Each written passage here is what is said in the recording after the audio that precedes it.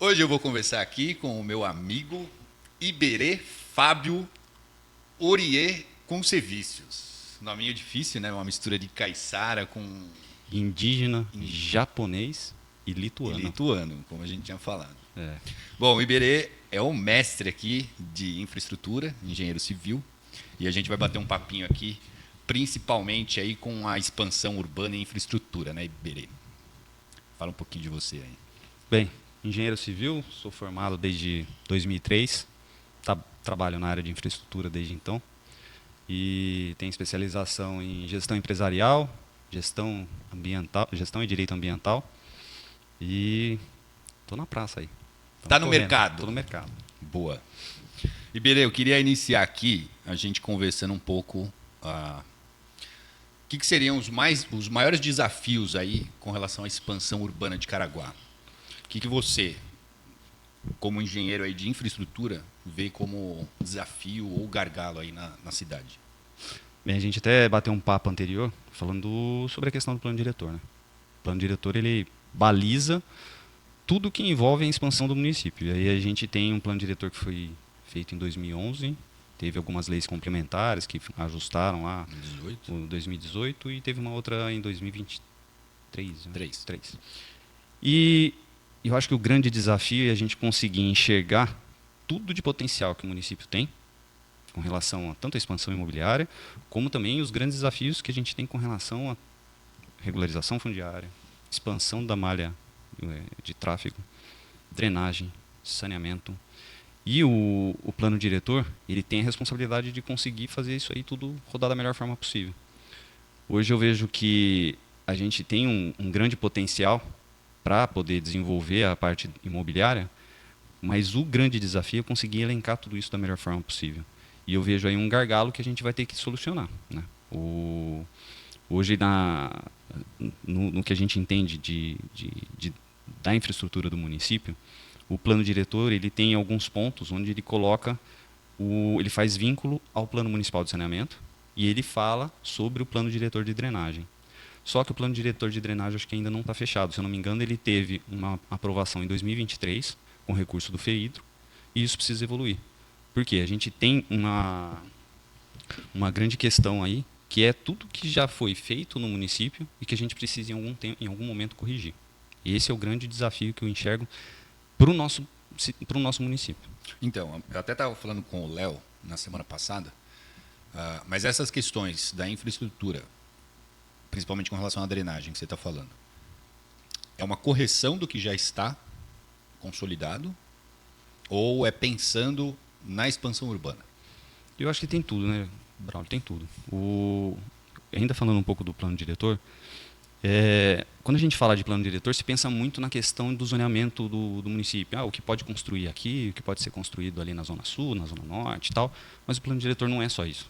Né? O plano diretor ele envolve muito mais coisas. Quando você pega para ver quais são as diretrizes do plano diretor, o que o plano diretor ele deve conter, ele não fala só disso. Ele fala da questão da malha viária, ele fala do que você precisa ter até com relação à regularização fundiária, o zoneamento dos imóveis e ainda ali trata até da questão de econômica e social, para que isso não crie um problema para o município. Não conflite, né? Não posso ter conflito. Porque você vê hoje, quando a gente fala de regularização fundiária, você precisa considerar que tem uma comunidade que precisa ser alocada ou vai ser mantida naquele local, e você precisa pensar em todos os serviços que vão atender essa comunidade. Tudo que está no entorno, tudo que precisa estar atendendo aquela comunidade que vai ser fixada ali. Então, o plano diretor tem esse grande gargalo que ele precisa atender. E a estruturação dele não pode se prender só à questão de ocupação dos imóveis. Ele tem que atender toda essa questão. Então, quando a gente fala do que acontece aí com a drenagem, eu tenho um tio que você ia gostar muito de conhecer ele. Ele é o José Lima Bueno, ele é de São José do Rio Preto. Ele é arquiteto urbanista, mas ele trabalhou muito em planejamento. E é muito legal quando você conversa com ele, porque ele tem uma visão do todo. E ele sempre falava para mim, desde a época antes de eu formar, ele falava assim: Berê, o grande problema dos municípios é a falta de planejamento urbano. Mas isso não é uma coisa que, se você for ver a situação, isso é do Brasil inteiro. não existe culturalmente esse desenvolvimento ou esse planejamento, né? E essa preocupação. E essa preocupação. Os municípios foram crescendo. Começou com uma vilinha, Caraguá começou com uma vilinha, foi ampliando, ampliando, e não existia planejamento urbano. Então isso é o grande problema. E não é um problema da gestão de agora, da gestão anterior, não. Isso é uma história do município que veio arrastando e veio causando todas as dificuldades e todos os problemas que hoje existem. O grande problema é que essas situações que precisam ser equacionadas, elas começaram pequenas e foram tomando tamanhos muito maiores. E aí isso vai despender de muito recurso para isso poder ser resolvido. Então eu acho que o maior desafio da expansão urbana é você considerar o que você tem de problema no passado, que precisa ser resolvido, do que você vai enxergar no futuro como potencial para o município e ver o que esse potencial, que essa estrutura que vai crescer, precisa ser adequada no entorno dos problemas que poderão ser gerados ou ser evitados. Então é um grande quebra-cabeça que tem que ser feito e que tem que ser resolvido para poder dar prosseguimento. Né? Então, mas fora todo o desafio do planejamento urbano, o que mais você consegue pontuar hoje como um grande desafio, principalmente da drenagem que você falou? Então, a drenagem não é uma realidade só de Caraguá, né? Isso é a realidade do Brasil. A gente vê isso acontecendo em tudo quanto é lugar. Então, mas é que eu acho que aqui quando é um pouco mais crítico pela nossa topografia. Não, assim, a gente tem uma condição, por mais que Caraguá, se você olhar Caraguá, Ubatuba, São Sebastião e Ilhabela, Ubatuba ainda parece um pouco com a gente, porque ela tem mais na região central ali, depois que você passa a Praia Grande, ela tem estufa, tal, ela tem uma característica parecida com a nossa, né? Ele tem uma faixa grande entre a praia e até o momento que ele chega na Serra do Mar. Caraguá, Caraguá tem dos 4 municípios, é que tem essa melhor situação. Mas mesmo assim, a gente tem uma condição que é muito peculiar. Por quê? Quando a gente tem a chuva forte, na cabeceira, lá na parte alta da serra, isso acaba causando um aumento no volume dos nossos rios. Uhum. E a drenagem, ela vai... E a gente tem... Eu comentei isso aquele dia, né? Quando você tem a chuva forte na cabeceira, nem sempre a gente tem a chuva correndo aqui na planície, na área central, na área urbana. E você começa já a ver o aumento do volume no rio. Você já vê o aumento do volume do rio, você já vê que muda a coloração. Quando a chuva chega na área central, na área urbana, o volume do rio já está alterado. Então, todos os córregos, todas as valetas de drenagem que vão começar a receber o volume de água que está caindo na área urbana e drenar para o rio, ele vai ter um comprometimento de vazão. Por quê? Porque o rio já está em grande trabalho ali, fazendo... E aí você tem a questão da maré. Então a maré também vai conseguir, se ela tiver no momento de maré cheia, vai acabar segurando a vazão do rio, e isso vai acabar causando uma sobrecarga de todo o sistema de drenagem e vai sobrar para cima para toda a região urbana. A gente não tem uma característica de ter... O município não tem característica de ter uma malha de drenagem bem estruturada. Eu estava olhando um estudo que foi feito pela Plansan 123, que foi um consórcio contratado pelo governo do estado de São Paulo para fazer o Plano Municipal de Saneamento em virtude da Lei 11.445 de 2007. Porque o saneamento é água, esgoto, drenagem e resíduos sólidos. E esse consórcio ele tinha que fazer um estudo do que existia e ele fazer uma projeção, um plano diretor do que deveria ser feito, um plano de atuação em todas essas áreas. O que ele identificou nesse estudo é que não existia um cadastro da malha de drenagem. O cadastro ele é muito fraco, eu não sei como está hoje, mas provavelmente não deve ter se alterado muito. Porque muita coisa foi implantada no passado sem fazer um cadastramento do que existia. Então a gente tem E toda essa informação é municipal? Essa informação é municipal, é da prefeitura. Só que é como a gente conversou, isso já vem lá de trás, né? Uhum. Não é um problema da gestão atual, da gestão anterior, isso vem se arrastando. Historicamente. E o valor de operação, de adequação desse processo, do sistema de drenagem, ele passa pelo levantamento de cadastro do que existe, elaboração de um planejamento de implantação de nova estrutura e execução das obras. Isso lá em 2011 dava um valor aproximado de 20 milhões. Se fizer uma correção pela FIP... Só daqui do município. Só daqui do município. Mas se fizer uma correção pela FIP, isso dava 40 milhões. Mas isso é um valor muito solto, Braulio, porque o estudo que foi feito... Informação, né? Não, o estudo que foi feito pela Plansan ficou muito limitado. Por quê? Porque ele não tinha informação do que realmente existia. E o que a gente e o outro ponto que é muito crítico na drenagem é que tudo foi feito sem muita previsão do que como ficaria, como seria a expansão do município. Então a gente tem às vezes a calha do rio estreita, a gente tem pontes que acabam restringindo a passagem da vazão de água. A gente tem as tubulações com níveis topográficos diferentes. A gente não tem a previsão da drenagem que está ali implantada com um bairro que saiu depois, um loteamento que saiu depois. Tudo isso vai contribuindo para a gente ter um grande problema. Eu fico preocupado porque é uma bola de neve que está se criando, né? E vai ficando cada vez mais pesado para a prefeitura conseguir resolver.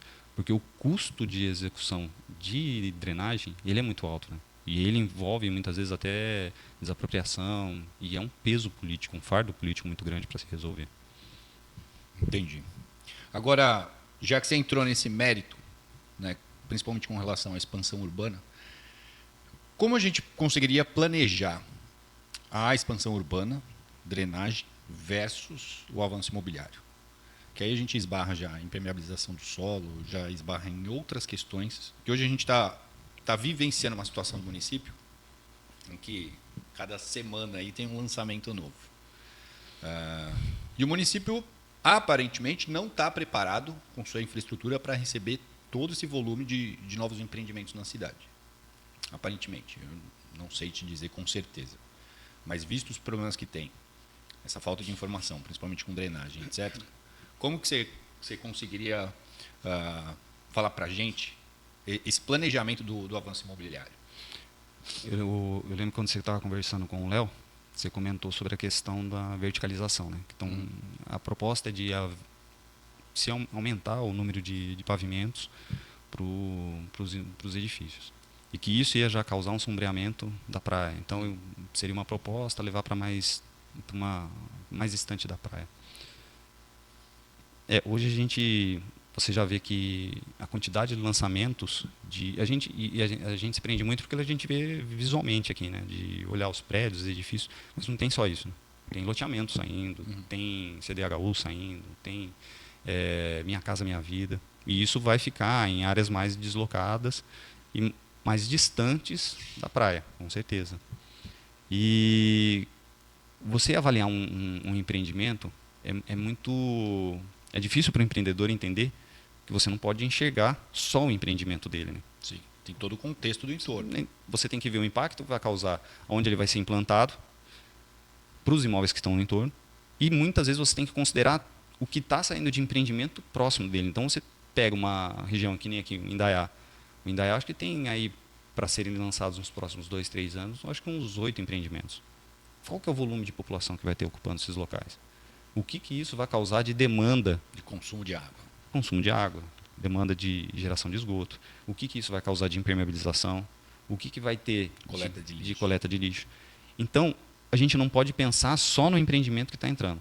A gente tem que avaliar a área onde ele está sendo implantado. Além disso, a gente tem que verificar o que tem de previsão de expansão ali. E aí, volta novamente no plano diretor, né? Porque o problema não é só você atender e verificar a melhor solução considerando um aspecto. Você não pode considerar só o aspecto do sombreamento da praia. Tem que considerar todos esses outros pontos. E aí é ingrato para o empreendedor ter uma área, uma região muito boa para fazer a expansão e ter novos empreendimentos, novas soluções aí. Só que você ter que limitar a implantação desses empreendimentos por alguns pontos que a gente pode identificar. Então, o que eu vejo aí com relação aos empreendimentos, principalmente a verticalização, é a gente evitar o adensamento desses empreendimentos numa mesma região. Isso tem que ser um estudo que tem que levar em consideração todos esses aspectos de infraestrutura, de drenagem, abastecimento, coleta de esgoto, coleta de lixo, e tem que considerar o que você tem ali já de população implantada. Então, uma solução que hoje eu vejo era você considerar a área onde você vai fazer a implantação desses empreendimentos e verificar a capacidade de absorção dentro do que vai ser implantado e considerando o que você vai edificar ali. Então, se houver um aumento do número de pavimentos, Você tem que considerar a capacidade que tem na região de implantação de empreendimentos e tentar, de uma certa forma, dissolver eles dentro daquela área, para não ficar tudo concentrado num só local e ali você tem um gargalo. Quando você pega aqui a região do Massaguaçu, o Massaguaçu também está dentro dessa área de grande expansão que a gente está passando nesse momento. Ali a gente tem um grande gargalo com relação à drenagem. Hoje, você quando passa na rodovia, você vê ali que a rodovia está num nível muito mais alto que a parte de dentro do bairro. Se você começa a fazer a implantação de vários empreendimentos muito próximos um do outro, ali você vai ter uma área de impermeabilização maior e ali você vai ter, com certeza, um afluxo maior de volume de água. Aqueles canais extravasores. Então, hoje os canais extravasores, como a gente estava, eu estava vendo lá quando você estava conversando com o Léo, Santos teve essa solução, né? Mas isso já caiu por terra, né? Hoje você tem que ter o canal extravasor, ele considera uma área para você ter a chuva na hora que ela ocorrer e depois que tem a grande vazão, ela chega num ponto onde ela vai ter um tempo ali para ela ficar parada, esperando ter uma melhor, dependendo a gente como tem a praia, a gente tem uma vazão para poder essa água descer. Só que se a gente tiver um volume muito grande, ela tem que ter um tempo de amortecimento, um tempo de detenção. Se a gente não tiver essa área disponível, você não consegue fazer esse canal. E isso vai envolver desapropriação, áreas muito grandes, e a gente não tem essa disponibilidade. Então, uma solução seria a implantação eu estava vendo que hoje tem uma solução que eles estão adotando, que são a implantação dos leitos de rios com a possibilidade de permeabilização. Então, o próprio leito do rio, não ser permeabilizado, tem uma área maior de vegetação para que você consiga ter a infiltração da água na hora que tem a chuva dentro desses locais. Como é ali na Antônio de Luca, no Massaguaçu. Isso. Como a gente tem até ali, de uma certa forma, aqui no Lagoa, no finalzinho. Ali perto onde tem ali a área da Petrobras. Como a gente tem lá no Juqueriquerê, no entorno dele. Então, a drenagem ela é muito ingrata para Então, mas gente. Voltando no Massaguaçu, a implantação da rodovia ali, o Léo estava falando, né, que ela está implantada no lugar errado, né, ela está na faixa de praia, ela não está no pós-praia. E toda a drenagem ali do Massaguaçu, ela basicamente, se pegar mais ali a região do Morada do Mar, ali tem um canal, aí mais para frente, no Costa Nova, tem um canal extravasor. De frente para Costa Nova. Isso. Aí depois você tem o Balneário Havaí, Gardemar ali, que ele passa na que tem ali do lado do Antônio de Luca, tem aquela bacia. Criou uma agora ali também na frente daquele supermercado ali. Do Gama, na Antônio de Luca. Então, mas todo aquele rio, que é esse rio que eu dei exemplo do Antônio de Luca, depois ele canaliza ali por debaixo da NU Ângelo Bertontini, onde eu fiz aquele condomínio, e ele vai lá para o rio Cocanha. E sai lá... Ele vai sair lá na Cocanha. Lá na Cocanha, que divide o Massaguaçu com a Cocanha, né? E aí ele ainda tem um braço que vem ali do Recanto Verde Mar. Sim. Agora você imagina, toda a água que desce desde da serra ali, todos esses loteamentos, e aí você tem a rodovia como uma barreira e só tem esses rios para escoar essa água. Então, por isso até foi, não sei que ano que foi, acho que foi ano passado, retrasado, que teve o canal extravasor ali da Antônio de Luca. Mas isso não é o suficiente. Não, isso aí, então, essa valeta é uma valeta de drenagem que passa ali por trás, né? Por trás do Massaguaçu, vai correndo toda a área e depois desce ali na Antônio de Luca. Então, a ideia, eu entendo que ali o melhor seria a gente ampliar aquele canal. Só que a partir do momento que você amplia, você aumenta a vazão. Você aumenta a vazão, você tem vazão lá para frente. A galeria que está lá vai ter vazão. Então, não tem. Então, a gente tem muito gargalo que foi criado no passado. E estruturar isso para poder dar vazão nos momentos de grandes chuvas é o grande desafio. É o grande gargalo que a gente vai ter para poder solucionar isso. Aí se junta com a impermeabilização do solo. Aí o Léo levantou aqui também a questão dos eventos climáticos, que eles vão ficar mais intensos. Não que vai chover mais, mas vai chover num período menor. Então vai o mesmo volume num curto espaço de tempo. Que isso vai fazer também acontecer, os alagamentos, etc. Aí é o ponto. Se junta questões climáticas, impermeabilização de solo, falta de infraestrutura, é a receita para dar errado, né? Então, é receita para dar errado. Por isso que é legal ter o plano diretor de drenagem, Braulio. Porque, assim, o plano diretor, ele não de drenagem, o plano diretor que a gente tem do município, ele vai determinar onde pode construir, onde não pode construir, e ele já tem que identificar o que ele pode gerar de problema. E ele não pode esquecer que ele tem um problema passado para resolver. Então vamos dizer que a gente já tem uma área, um problema aqui com relação à Serra Mar. Porque a Serra Mar, como você falou, choveu demais, ela ainda é uma esponja para a gente. Né? Ela ainda resolve muito problema, porque ela acaba absorvendo a água. Mas se ela satura e ela não consegue dispensar a água que está caindo dentro dela, a gente tem ali um problema. Então, o plano diretor vai fazer expansão e vai entrar dentro da área de Serra Mar. Legal, mas a gente tem que pensar que hoje ele funciona como uma esponja para a gente. Como que a gente vai resolver isso? Tem que ser feito um estudo específico para isso ser tratado. O plano diretor de drenagem vai considerar o que o plano diretor de expansão do município de zoneamento está considerando e fazer adequar essa drenagem, para a gente não ter um problema quando a gente fizer a expansão do município. Esse planejamento de drenagem, ele tem que considerar todos os viés que vão ter a ação ali dentro. Se a gente vai ter área disponível para fazer um canal de amortecimento, se a gente vai ter área disponível para fazer uma área de implantação de córrego com grande área de mata para poder fazer a absorção desse volume de água. Tudo isso vai ter que ser considerado pelo plano diretor. E ele tem que avaliar o horizonte de atuação dele. Da mesma forma que o plano municipal de saneamento considerou um horizonte de 30 anos, o plano de drenagem vai ter que considerar isso. E todos esses planos acessórios, eles têm que se conversar. Porque se a gente não tiver isso não rodar da melhor forma possível, um desses aqui vai acabar se quebrando e a gente vai ter um efeito dominó. Ah, putz, mas o planejamento de drenagem, a gente tem um problema no planejamento de drenagem. E isso é a única coisa que vai nos causar algum transtorno aí nos próximos 30 anos. Não, a drenagem ela influi muito no sistema de esgoto. Porque quando você não tem drenagem, o que acaba funcionando como sistema de drenagem pública é a rede coletora de esgoto. Por quê? A gente tem um alagamento numa área onde existe uma rede coletora de esgoto, o volume de água que vai ficar ali acumulado, até o que tem de sistema de drenagem conseguir dar destinação naquilo, a rede coletora está absorvendo. Enquanto a rede coletora está absorvendo, ela está mandando isso para as tubulações, está chegando nas estações de bombeamento, isso está sendo mandado para as estações de tratamento. Então a gente tem uma inversão do trabalho de operação dos sistemas de esgotamento. E a estação de tratamento não está projetada para todo esse volume? Não foi, porque quando você pega as tubulações, o sistema de coleta de esgoto, ele não foi projetado para trabalhar com seção plena, ou seja, ele não foi projetado para trabalhar com um tubo cheio de água. Uhum. Ele foi feito para trabalhar com uma seção menor, ele não é cheio, ele trabalha numa seção menor com esgoto, que tem uma velocidade diferente, que tem um volume diferente, uma densidade diferente. O sistema de esgoto não pode ter uma grande velocidade. E aí, o que acontece? Quando você tem um alagamento, toda aquela água que estava lá em cima e que não tinha que estar aqui começa a descer, sobrecarrega o sistema de esgoto e aí começa a empurrar toda a matéria orgânica para frente.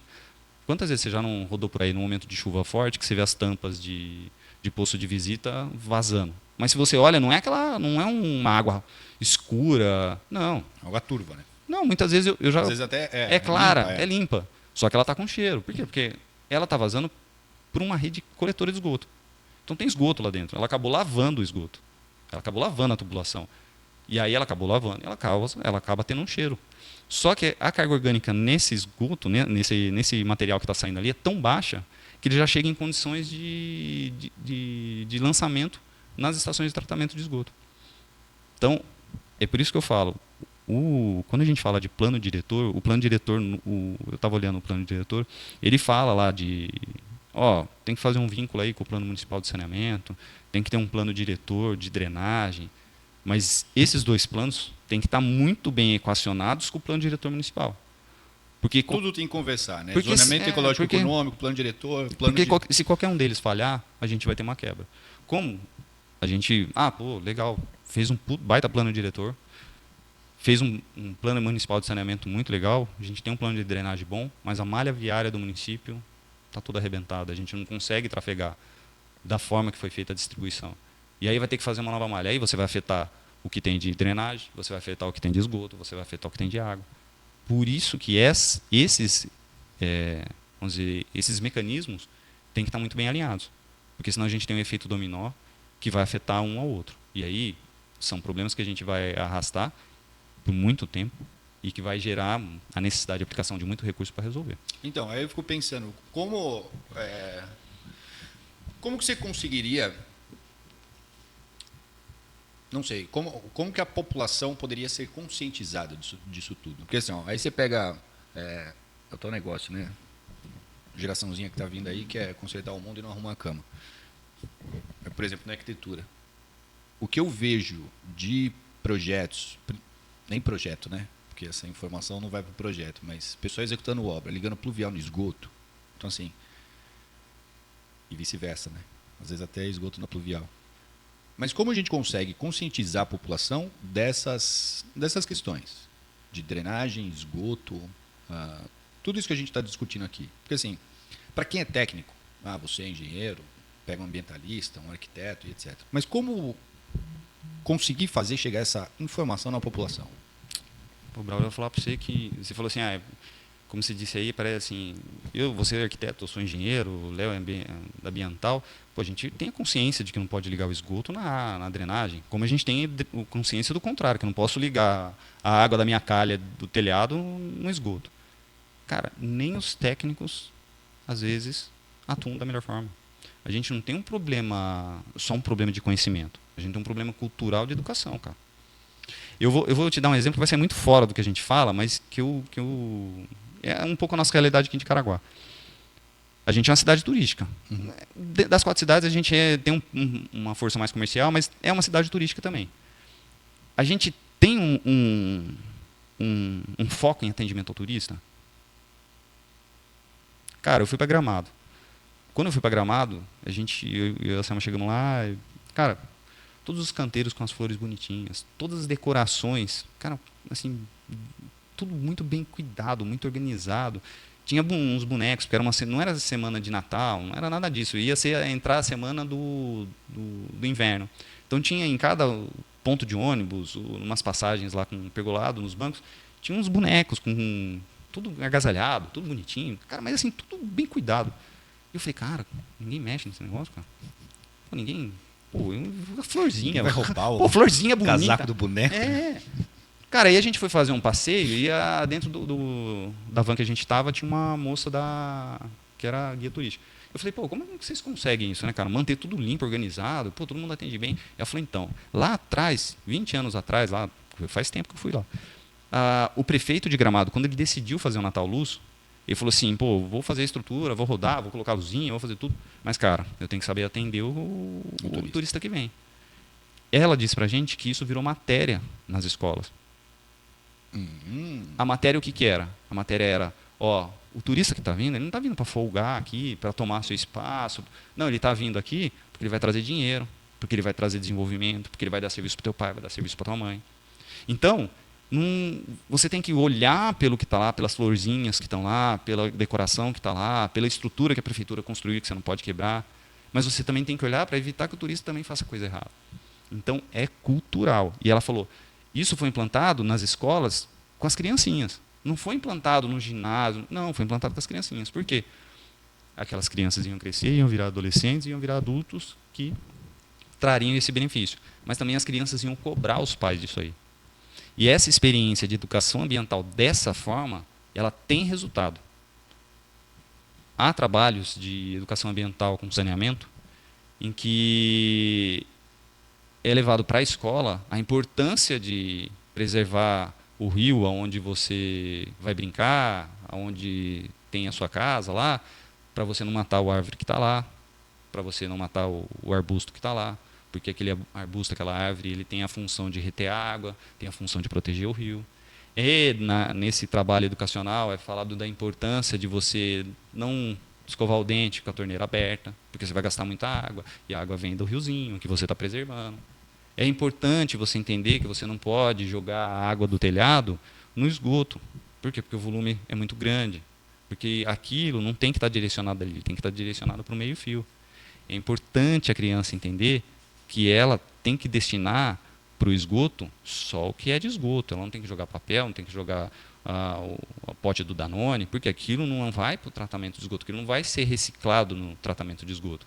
E isso surte efeito. E é importante, se você tem rede coletora de esgoto na frente da sua casa, você pedir para o papai e para a mamãe pedir para ele fazer a ligação, porque o teu esgoto não vai causar dano lá naquele riozinho que você bebe água. Ele vai ser lançado na rede coletora, e aí as crianças começaram a cobrar posicionamento do pai e da mãe, e isso aumentou o número de pedidos de ligações de água. E isso esgoto. quanto tempo atrás? Isso já faz um tempo. Isso aí vai fazer uns... Não, mas essa questão da iniciativa do prefeito implantar isso nas escolas lá, você sabe? Puta bravo. Eu fui para lá, acho que em 2010, e isso já existia desde o início do Natal Luz. É claro que teve um tempo de maturação, isso poder se desenvolver, chegar, mas a partir do momento que a criança começa a ter contato com aquilo é imediato, cara. É imediato. E a criança, muitas vezes, te põe em situação difícil. Porque você tá, imagina lá, a criancinha estava passando e passou um turista e foi querer arrancar a florzinha. Não pode arrancar. Já deixou o cara com vergonha. Ou o pai foi mexer, ele foi dar dura no pai. Cara, para a gente conseguir ter esse desenvolvimento, cara, tudo vai passar pela educação.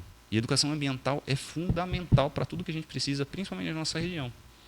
E aí que vocês falaram aquele dia, né? Meio ambiente, não é meio ambiente a mata, o passarinho, a água. Não, meio ambiente é onde a gente vive, né, cara? Então, a gente tem que preservar o que a gente tem aqui no entorno e também preservar o que está lá longe.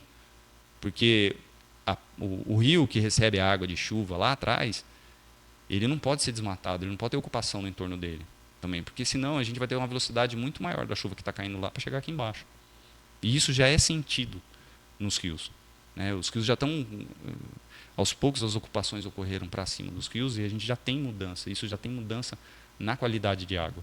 Quando chove demais, já se tem alteração da cor e turbidez, diferente de anos atrás. Isso já vai acontecendo. Aproveitando, fazendo um gancho com isso, Iberê, fala um pouquinho da captação e o abastecimento de água da cidade, que eu acho isso bem interessante, né? Porque eu vim de São Paulo, morei no interior, lá a gente tinha por exemplo, em Ribeirão, a gente tinha uma captação muito específica que lá é aquífero Guarani. Então eram poços bombeando água do aquífero e era direto para a rede, ele não ia para reservatório. São Paulo tem os grandes reservatórios no entorno de São Paulo. E Caraguá, fala um pouquinho do abastecimento aqui de água da cidade. É muito legal você falar do aquífero Guarani, porque a água coletada em poço, né, ela é água mineral, né, em muitas situações. Mas muitas vezes ela vem porque a gente é preciso atender os parâmetros de legislação, né? Então, muitas vezes quando você faz um furo num poço, ele já vem com um flúor muito alto. Então você tem que fazer diluição daquela água que está sendo coletada para poder fazer distribuição. Aqui é diferente. As captações que existem aqui são todas na serra, né? A maioria são na serra. E a gente aqui o litoral ele não tem represa, como você falou em São Paulo, Guarapiranga. Não tem represa. São barramentos que existem, que retém ali faz uma área para poder ter um volume maior de água. Dali já cai na tubulação, vai para um primeiro tratamento prévio, que só tira a folha e tal, e dali é enviado para as estações de tratamento de água. Aí nas estações ele passa pelo processo de filtração, decantação, lançamento de coagulante, floração também. Floração, cloração, porque isso são todos parâmetros que precisa atender a legislação. E floração é um negócio que a gente não percebe muito, né? Tem uma cidade que eu vi uma vez uma floração sim, floração não, né? Fluoretação, né? Fluoretação. Fluoretação é um bagulho muito importante, é um negócio muito importante. Teve uma cidade que eu vi uma reportagem uma vez que, cara, eles identificaram um número muito grande de crianças que estavam ficando com os dentes todos podres. E eles foram verificar que o tratamento da cidade estava com problema na fluoretação, cara. Então, não tendo o tratamento não funcionando da melhor forma possível, pode acarretar um baita de um problema para a população. Então, inclusive pedra no rim, né? Dependendo da composição da água. Isso. Aqui a característica de abastecimento... Fala com propriedade, eu tive bastante. E pedra no rim dói, né, velho? Pelo amor de Deus, cara. Eu já tive umas crises também. A gente tem uma característica muito diferente dessas regiões, interior, São Paulo, porque o nosso manancial está lá na serra. O manancial está lá na serra. E choveu forte, a água do manancial acaba alterando a cor e a turbidez. E as estações de tratamento acabam tendo um limite de operação, quando tem a cor e turbidez muito alta. Então, isso pode ocasionar a interrupção do abastecimento. A gente tem o pessoal fala muito assim que aqui a água da Serra do Mar é pura, limpa, não tem problema nenhum. Meu, tem. Ela tem coliformes fecais, né? Porque ela tem coliformes fecais da própria mata. Os bichos estão lá, os bichos estão defecando próximo ali do rio. A gente tem a decomposição das próprias folhas, do que cai dentro do rio, da própria natureza. Então a gente não pode chegar lá naquele rio e tomar água de forma contínua, porque a gente vai ter um problema de contaminação. A gente vai acabar sofrendo uma diarreia ali, pode acontecer isso. Eu vejo que, assim, uma vez eu fui fazer uma visita numa comunidade aqui, numa praia, e os moradores lá tinham uma captação deles lá, e eles... Não, nossa água aqui é muito pura, muito limpa. Uma LC. É, sério, perfeita. Cara, aí eu perguntei, falei assim, deixa eu perguntar, aí quando vem porque é um local que vai muito turista. E quando o turista vem aqui? O turista passa mal? Os turistas é tudo fraco. Falei, mesmo? Tudo fraco. Pô, vem aqui, 2, 3 dias, o cara já está com diarreia. Cara, o organismo do morador ali já está protegido, já está acostumado com aquela bactéria. O cara não sofre mais. Agora o turista chega que toma água tratada, na hora que ele bate naquela água, o cara não aguenta, o organismo repele na hora. Vai ter problema. Então, esse negócio da água limpa, ela é muito, muito relativa. Porque não é só o visual, né, cara? Não é só o visual. E às vezes eu vou para Ubatuba, eu passo na bica que tem ali no Rio Escuro, o pessoal pegando água, e a água é limpa. É limpa. Mas aqui na descida da serra também. Mas por quê? Porque o organismo do cara já está acostumado. Se eu for lá e começar a pegar aquela água todo dia, provavelmente eu vou ter uma crise de diarreia. Então, o abastecimento de água ele é muito, muito ingrato, né, cara, aqui na nossa região. Porque por mais que a gente tenha os rios límpidos, bombando, vazão grande, ele é muito frágil. Ele é muito frágil. Quantas vezes você já passou aqui em períodos de seca, que você passou aqui no Rio Santo Antônio, você não vê ele baixinho? Sim.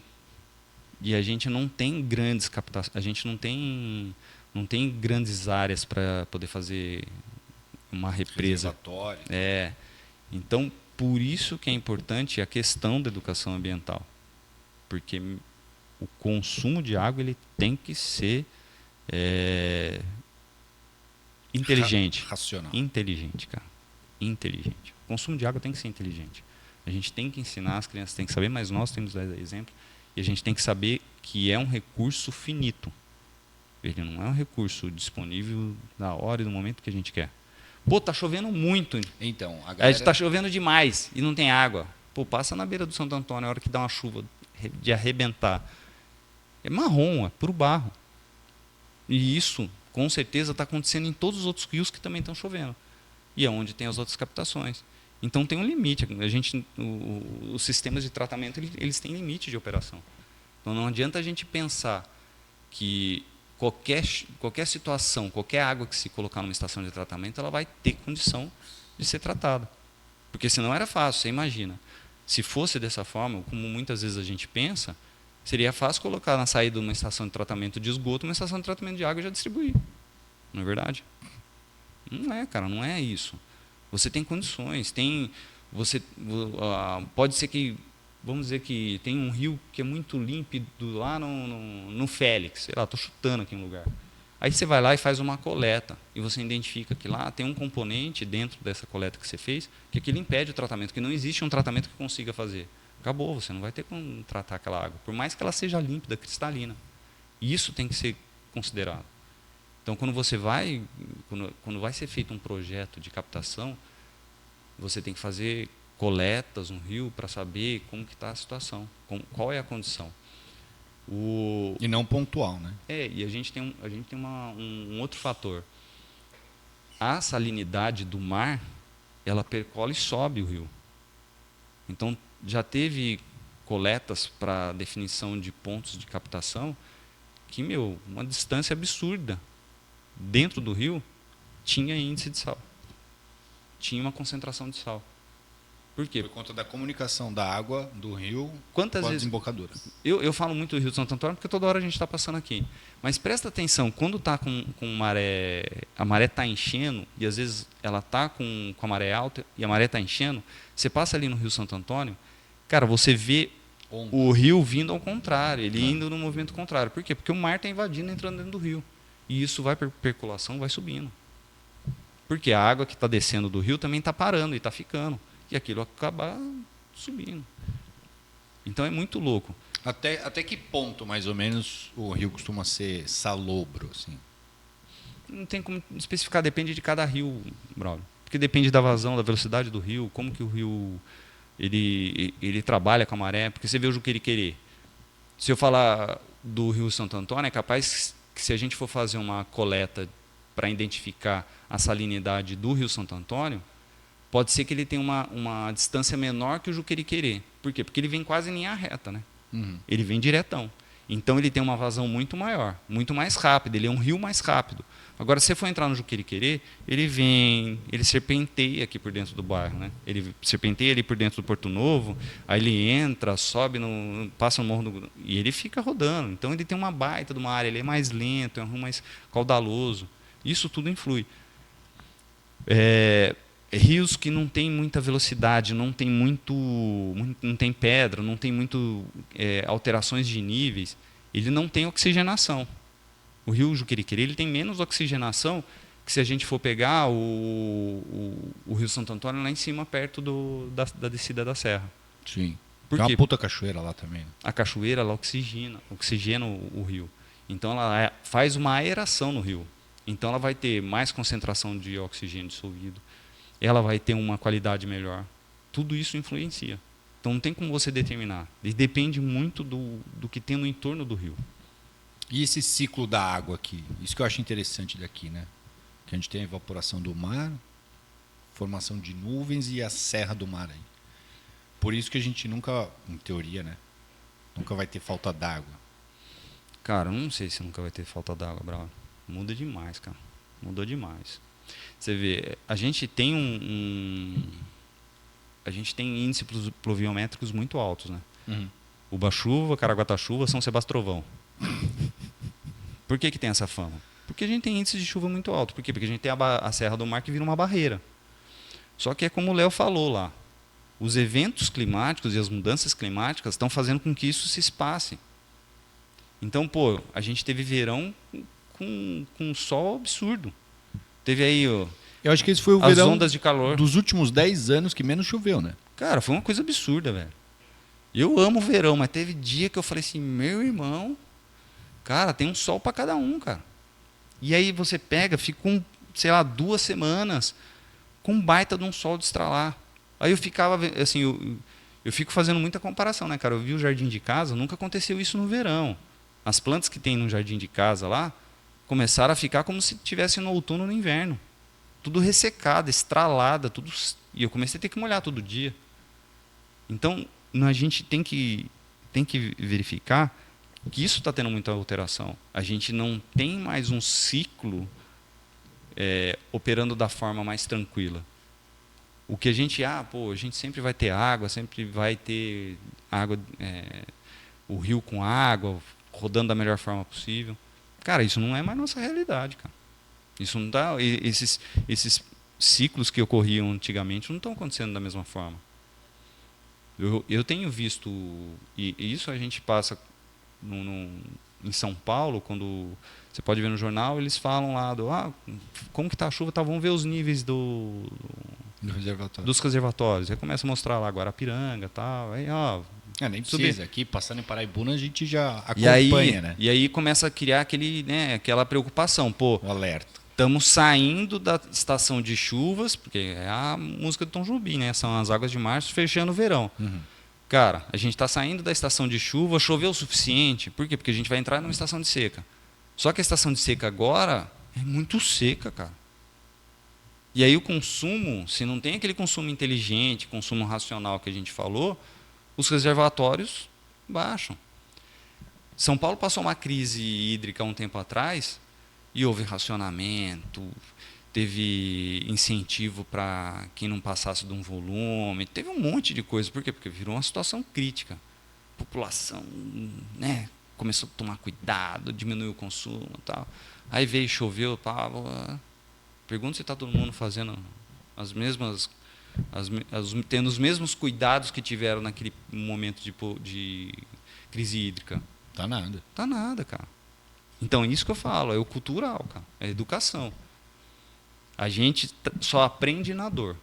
O problema é que a gente continua só querendo aprender na dor. E é difícil a gente cobrar a população se ela não tiver, se não tivesse educação ambiental. Porque não tem jeito, cara. O cara passou um perrengue lá porque faltou água. Por quê? Porque tinha crise hídrica. Por quê? Porque não chovia, porque estava um sol. Foi indo, estabilizou, tal, começou a ter mais água disponível, tal. Memória é curta, cara. Pergunta agora para eles se eles Choveu, lembram. passou. Passou.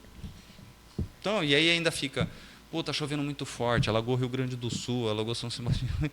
Tá com água disponível, bora beber, bora lavar o carro, bora molhar a planta, bora, vamos tocar o terror, lava a calçada, varre a calçada com água. Puta, varrer calçada com água é foda, né? Não é, mas cara, é cultural. É cultural. Tem um amigo meu esses dias que falou pra mim, cara, cuidado, você tá envelhecendo aí, cuidado para depois você não ficar, acordar cedo todo dia para ficar lavando a calçada, né? Eu falei assim, mano, tem uma coisa a ver com a outra, né, cara? Mas você vê que é a realidade, cara. O brasileiro tem muito a disponibilidade de água e o brasileiro faz esses negócios, cara. A gente tem esse negócio de usar água para tudo e a gente tem que ter essa consciência. A gente pode passar um momento de faltar, cara. Então, de novo, culturalmente, por abundância, né? Por abundância, mas, cara, a gente está vivendo que essa abundância muitas vezes está não é limitada, cara, ela está ficando concentrada. Pô, aqui chove demais, beleza. Mas você começa a ver o que estava previsto no mês, continua às vezes caindo naquele mês, mas ele cai em 2 dias, né? cara. Putz grila, cara, aí ele cai e leva tudo. Cai e leva tudo. E a gente tem as médias de temperatura estão cada vez maiores. Pô, o verão foi feio, cara, mas eu lembro de inverno que eu tive aí, que eu fui para a praia, cara, eu só entrava no mar para pegar onda de roupa de borracha. Eu entrei no mar só de bermuda, cara, no inverno para pegar onda, cara. Velho. Aquelas lembranças do Google Fotos ou do Instagram, puta, eu vi o inverno do ano passado. Que isso? Praia direto. Praia direto. Direto. Teve, sei lá, acho que uns 4 dias aí que fez um friozinho mais ardente. Mas fora isso, praia, meu. Cara, na pandemia, fecha a praia, fecha tudo. Cara, a gente acabou, falei assim, Alma, vamos conhecer umas praias diferentes. Cara... Mas não podia. A gente não foi 100% certo. Mas, cara... Era inverno, Braulio. A gente chegava na praia, cara, um calor absurdo. Entrava no mar, a água tava fria, mas não tava aquele frio de gelado, de inverno. Eu falei, cara, tá mudando demais, velho. Eu lembro que uma vez uma reunião que a gente estava lá de trabalho, no final da reunião a menina foi, eu queria ler um texto aqui e tal. Eu queria ler o texto e fala muito dos filhos, tal, e o texto falava assim, que temos que cuidar do mundo que vamos deixar para os nossos filhos. Todo mundo... Aí eu falei assim, aí acabou, falou, pô, lindo o texto, maravilhoso. Mas eu acho que a gente tem que se preocupar muito mais com os filhos que a gente vai deixar para o mundo, cara. Cara, se não tiver educação, a gente pode deixar a melhor situação. A gente vê um monte de... a área região que era preservada e o homem chegou lá e destruiu, cara. O maior problema é que a gente... E não tem jeito, cara. A população não para de crescer, vai ter expansão urbana, expansão de drenagem, expansão de tudo. Cara, não vai parar de crescer. Só que a gente tem que ver a melhor forma disso acontecer. Forma mais organizada, né? Mais planejada desse crescimento.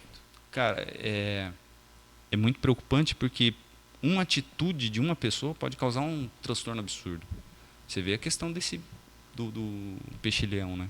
Que está invadindo. É peixe-leão, não é? Que está invadindo a costa brasileira. Mas onde. Ó, a gente teve lá em Noronha, né? No Réveillon. Eu tô seguindo lá o guia nosso, meu, cara fantástico. Faz uns puta vídeo legal. Essa semana ele pegou o maior peixe-leão já caçado em Noronha. Não, eles fizeram. Porque o peixe-leão ele é um peixinho pequeno, né? Não, mas você viu a campanha que os caras fizeram uns 3 meses atrás de mergulho para caça de controle da população de peixe-leão? Lá em Noronha? É, Não. lá em Noronha. 140 que eles pegaram. É. Cara, no barco ele bateu a foto assim, absurdo, mas eram uns peixes desse tamanho, bro. E, meu, como que esse peixe veio parar aqui? Você viu como que foi? Não. Ele falou lá, não lembro. Eles ainda não têm certeza de como aconteceu. Tinha os aquários, os caras na Califórnia, tinha os aquários, que o pessoal comprou esse peixe. Africano, né? Pegaram eu não sei se é africano, pegaram esse peixe e botaram nos aquários lá. Eles não sabem se foi um furacão que teve, destruiu os aquários e levou esse peixe para o mar, ou se foi algum infeliz que catou e jogou os peixes no mar. Cara, lá na Califórnia. O infeliz já está batendo aqui na costa brasileira, cara. Virou praga ali. Então, cara, é isso que eu falo. Toda ação que a gente vai fazer, a gente tem que medir até onde a gente quer ir. Se a gente vamos fazer expansão do município, vamos fazer um baita um desenvolvimento urbano ali dentro da Serra Mar, vamos fazer. Cara, mas como que a gente vai atuar para o que vai ser feito ali não causar um problema? Porque, cara, eu acho que assim, não tem como segurar a verticalização, não tem como segurar a expansão imobiliária, não tem como segurar a adequação de áreas para regularização fundiária. Isso tem que ser pensado e é uma coisa que me preocupa bastante. E é uma coisa que eu já trabalhei e acho muito legal esse trabalho. Só que fazer isso vai causar um transtorno se não se pensar em tudo que está envolvido com essa situação. Se a gente vai fazer expansão e entrar para dentro da área da Fazenda Serra Mar, o que vai ser feito com drenagem? Como que vai levar abastecimento de água e coleta de esgoto para lá? Como que vai ser a malha viária para lá? O que vai ser colocado lá é para indústria, é para fins comerciais ou vai ser residencial? Se vai ser residencial, o que a gente vai levar de infraestrutura para atender a população que vai ficar ali? Quando a gente vai fazer regularização fundiária, vai manter a população no local? Vai. A gente tem que considerar que tem que levar água, esgoto, drenagem, escola, coleta de lixo, tem que ter atendimento de saúde, tem que aumentar o efetivo militar, de polícia militar. Cara, é muita coisa que envolve. E, infelizmente, isso recai sobre o governo, né, cara? E eu sei a dificuldade que deve ser para o gestor para tratar com isso, cara. Eu vou falar para você, cara, é jogar aquele rolo de lã que enrola, fala, amigão, desenrola esse negócio aí, eu deixo ele fininho, cara, esticadinho. Cara, eu nunca entraria numa carreira dessa, cara. Baita BO, velho. Não, quem entra eu acho corajoso. Não, o cara é bravo. Aproveitando aqui um pouco da infraestrutura urbana e os obstáculos que nós temos aqui, o que você imagina que a gente poderia... Como que a gente poderia suportar esses eventos climáticos, né, fazendo um gancho aí com o que a gente estava falando dos eventos climáticos, eles estão cada vez mais concentrados. Como superar esses obstáculos da infraestrutura versus eventos climáticos? Primeiro, assim, a gente tem, aí eu acho que o que mais sofre nos eventos climáticos, o que a gente hoje tem de maior risco de evento climático aqui para a nossa região a questão da impermeabilização, né, do solo. A gente, infelizmente,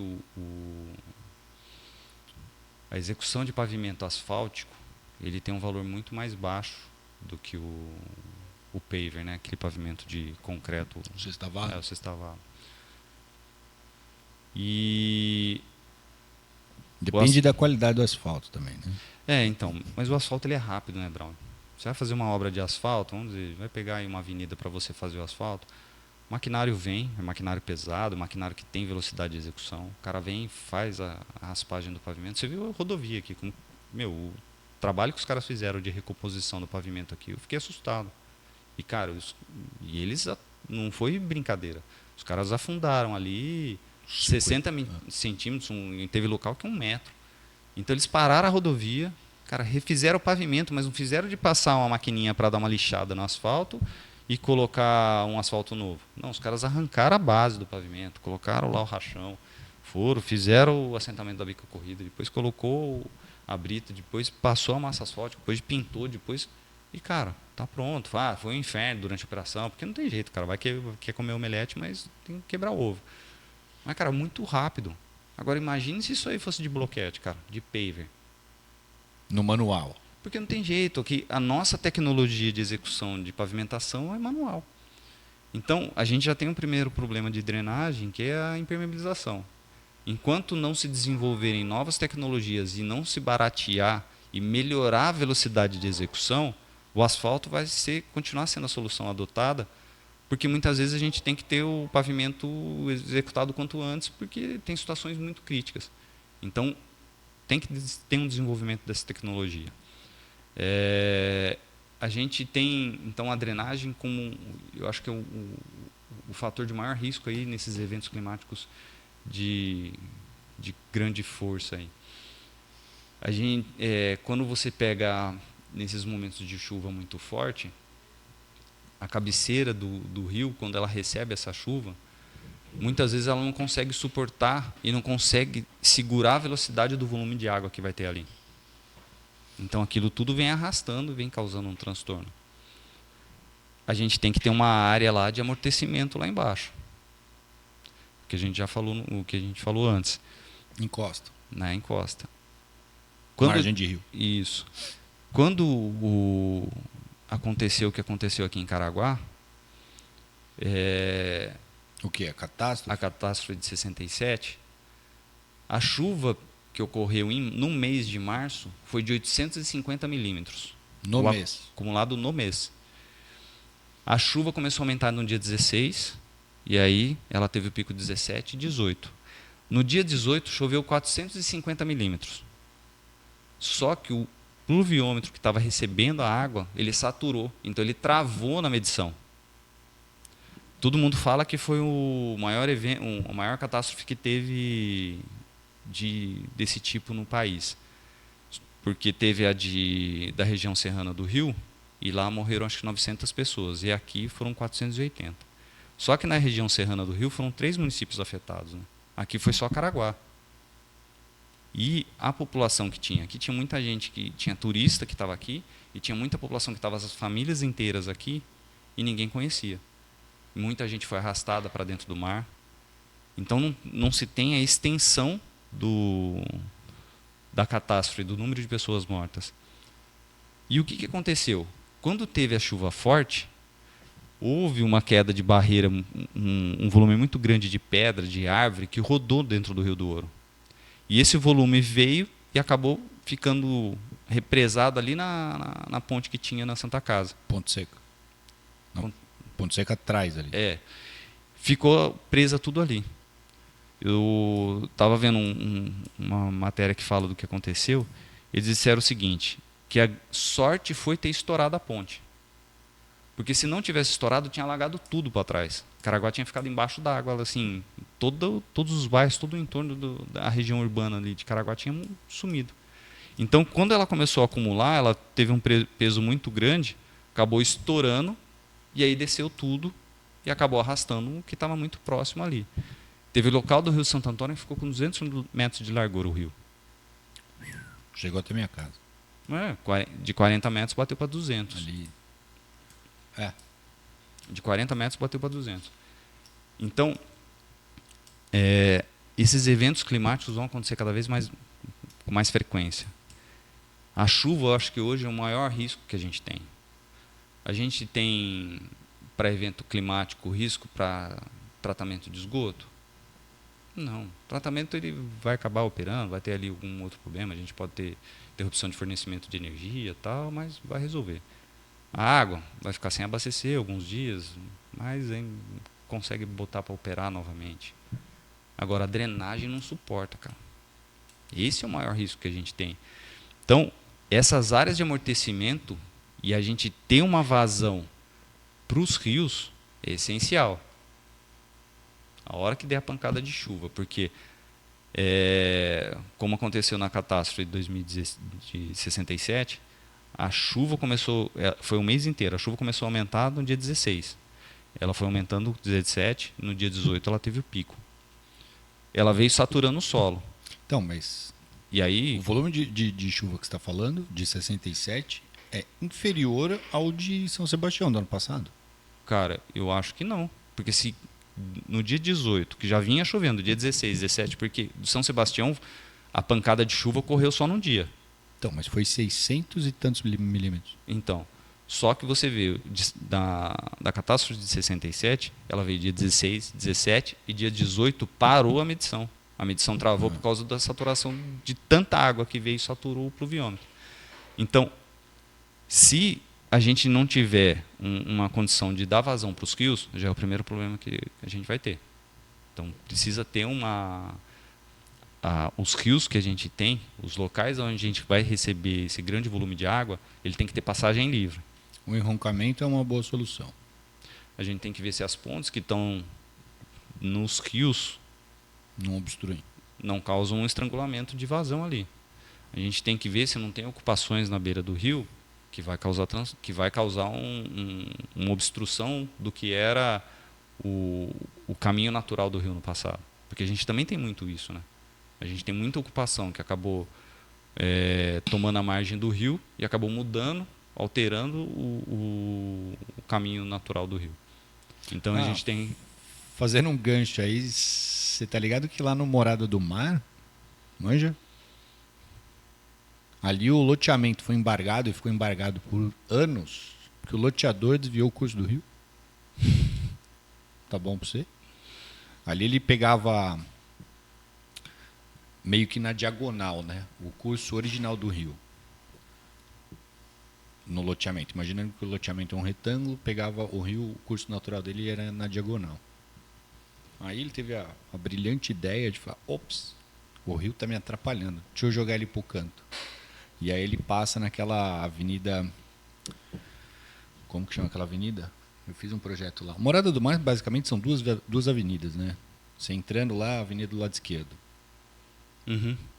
Ele passa ali, esse rio. Aí depois lá na frente, Ele volta. ele volta e vai pro Capricórnio.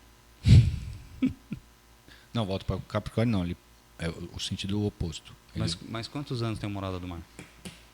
Puta, eu tava com a planta do loteamento, não sei que ano que ele foi aprovado. Não, mas dá um chute aí. 30. Problema de 30 anos atrás, cara. Ah, culpa de quem? Ah, da gestão. Não, cara. Culpa do cara lá 30 anos atrás. Vai arrastando, velho. Se eu não me engano, acho que o Santo Antônio não é esse caminho dele. Eu acho que o Santo Antônio também teve desvio. O Santo Antônio teve desvio e sabe aonde eu levantei essa informação? Na SPU. Ali, Ele, se eu não me engano, lá para cima, ele entrava pro lado do centro. Não é Não. isso? ali embaixo, na São Paulo. Ah, ele fazia isso aqui e ia para Ele lá. virava para São Paulo e ia lá para Camaroeiro. É isso mesmo. Eu lembro que tinha uma alteração e não era pequena. Então. Eu peguei essa informação na SPU que a gente tava regularizando ali um terreno de marinha na São Paulo. Né?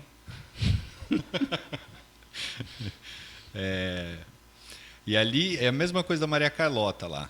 É a mesma situação. Na Maria Carlota a gente tem os terrenos pé na areia ali que estão virados para o mar, ali onde está o container, o Aisu e tal. E do lado esquerdo da avenida, né, quem está sentido Mococa, do lado esquerdo é terreno de marinha também. Não está a 33 metros da linha pré-mar de 1831 pelo mar, mas está pelo rio Mococa, o rio Cocanha, que passa ali atrás dos... Tem a Maria Carlota. A Maria Carlota só tem um lote e já é o rio ali. A SPU entende que aquele rio é navegável e sofre influência da maré. Então tudo ali é terreno de marinha.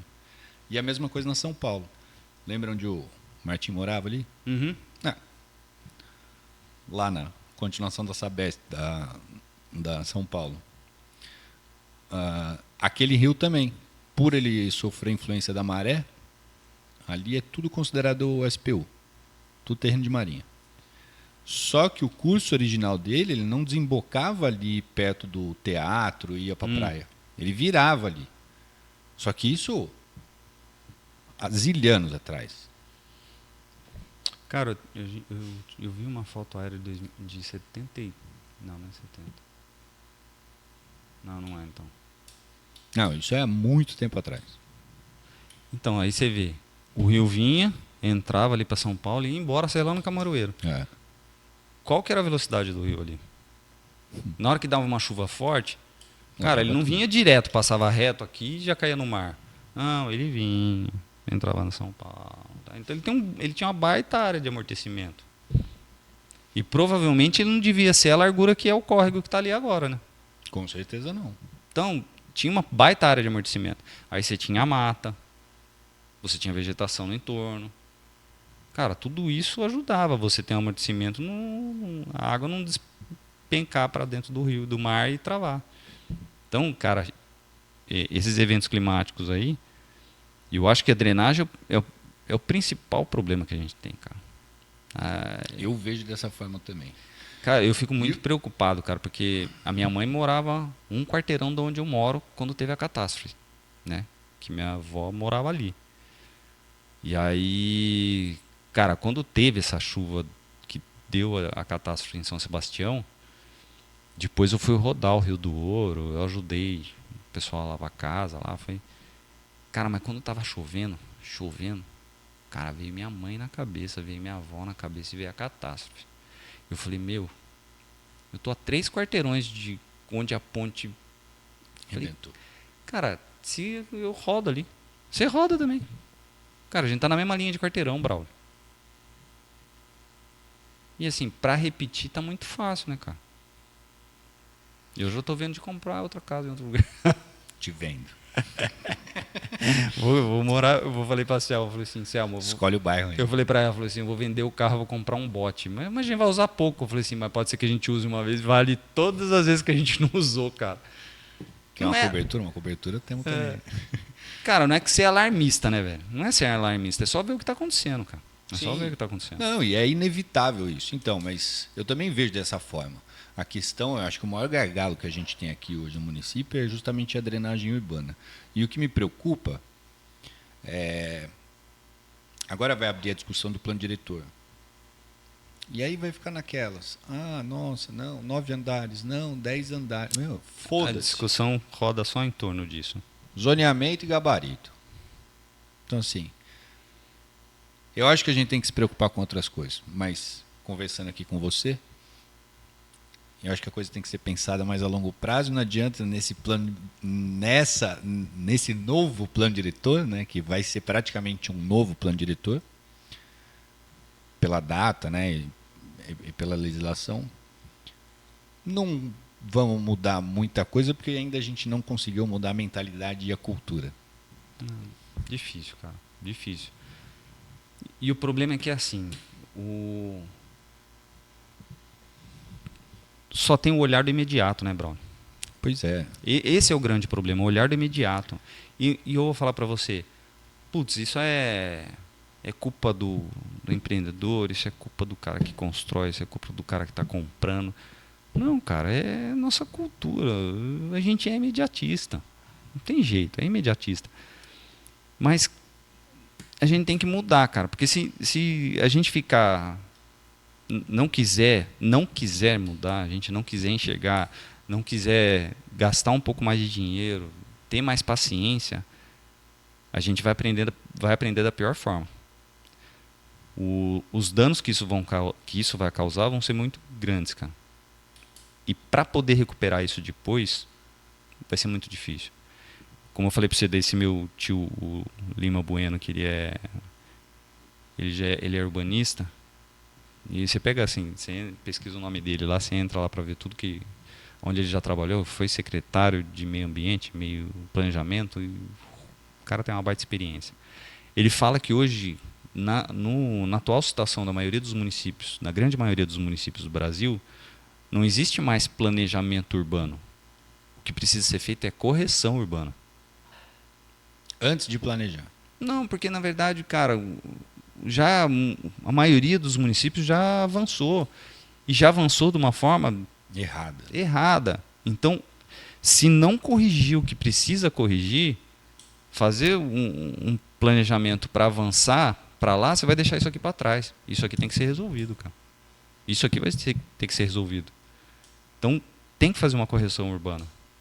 Só que a correção urbana, ela vai gerar a necessidade de muito recurso. Ela vai gerar o descontentamento de muita gente. Porque você imagina, vamos dizer que para fazer uma correção da situação da drenagem do Rio Santo Antônio, seja necessária a desapropriação dos imóveis da Avenida São Paulo. Cara, quem que vai mexer num negócio desse? Não vai. Não vai, cara. Não vai. Então, aí entra a aplicação de novas tecnologias, que vai ser um custo muito maior. Vai ter que ter a separação de áreas que poderiam ser implantados grandes... As esponjas. Mas é uma área, aquela área é muito boa para fazer uma implantação de uma área de retalho e de plantio para fazer a esponja do momento de chuva forte, mas ali é uma área legal para fazer um loteamento, para fazer um grande empreendimento. Cara, são trocas que vão ter que ser feitas. E isso muitas vezes não se negocia, né, cara? Não se negocia. Alguém vai ter que ceder. Quem? Quem? É bem complicado. Muito. Vamos finalizar, meu amigo Vamos. Ibeira? Vamos. Foi top. Seguinte, hoje eu conversei aqui com meu amigo, antes de ser engenheiro, amigo, Iberê Fábio Orier Conservícios. Brigadão pela vinda aí. Eu que Sempre agradeço. muito bom trocar uma ideia contigo, seja no podcast, seja Na resenha. na rua, tomando um negocinho. E sempre bem-vindo, conto com você mais vezes aqui, hein? Cara, parabéns pela ideia, velho. Maneiraça demais. A ideia é dar voz a todo mundo que puder contribuir de alguma forma. Cara, eu acho que é importante a galera vir aqui, bater esse papo, sem melindre, né, cara? Não, tem que ter melindre. Aí vai ter nego que vai falar, porra, tá uma bosta. Então... Não, para. Foda-se. Mas foi uma baita ideia, velho. Foi uma baita ideia. Maneiraça demais, cara.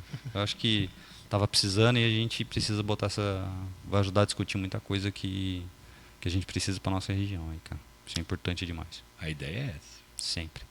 Valeu, meu brother.